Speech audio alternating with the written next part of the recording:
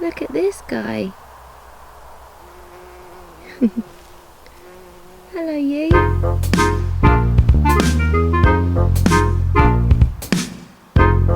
Hi everyone, I'm Maddie, and today I've come to what can only be described as a pollinator's paradise. This wildflower meadow is just a stone's throw from my family home in Norfolk.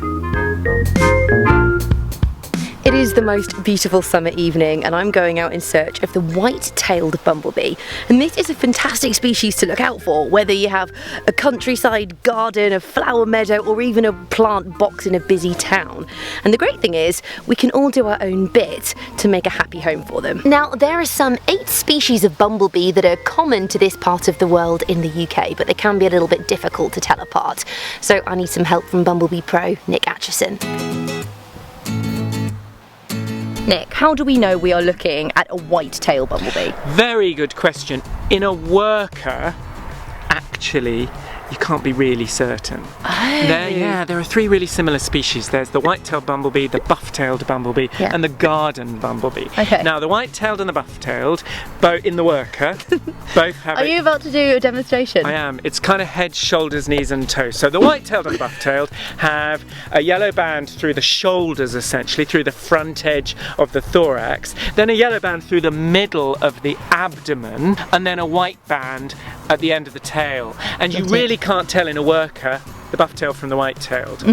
The garden bumblebee has rather indecently hitched up its yellow skirt. So I know, how indecent is that? The yellow band that runs through the middle of the abdomen on a white-tailed or a buff-tailed has been hitched up and goes over the back edge of the thorax and the top of the abdomen. Oh, but they really are quite similar then. Very similar, but in the early springtime when the queens are around, and also the autumn when the queens are around, buff-tailed has a buff-coloured tail, and often her yellow stripes are a lot more sort of egg yolky. They're really a rich yellow, whereas the white-tailed has more of a lemony kind of stripe. It's all very culinary. Well, now we just have to find one.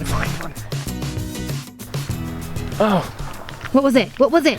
It was a male, probably white-tailed. You can tell the males because they have yellow foreheads, a yellow pom-pom on the forehead, and they have different shaped antennae as well. Little punk rockers. Yeah, and they're very furry, the males. Oh. Very, very furry.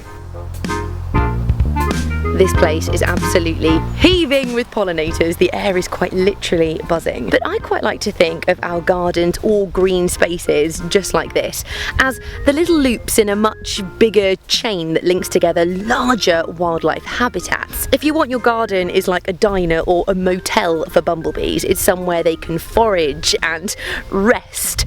So it's important that they're filled with the right food and habitats for them to enjoy so they can do what they do best when they're going from A to B. When we see white-tailed bumblebees, we're likely to see them out foraging. So what type of plants are we going to see them on? Well, each species of bumblebee has a different shaped face. And its face is designed for certain types of flowers. Now, particularly the young queens and the males, they want a big, flat, open flower like these spear thistles that are just around us here. So we might well see them sitting on the tops of those and probing. So that's not one flower, the pom-pom flower that we see there, the thistle, that's thousands of flowers all together in one pom-pom. So you've got a lot of pollen in one place. A lot of nectar and pollen in one place. What is it about the white-tailed's face that makes it appropriate for that kind of flower? Well, it's fairly short, fairly generalist sort of face, but white-tails also do a clever thing that buff-tails do as well, which is that with a long tubular flower, they can actually drill a little hole in the back and pinch the nectar straight from the back of the flower without putting their face up the long tube because it's not long enough. How sneaky. Sneaky.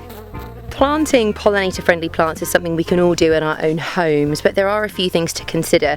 And the first is to use as few chemicals as possible because they really can harm bumblebees and other pollinators.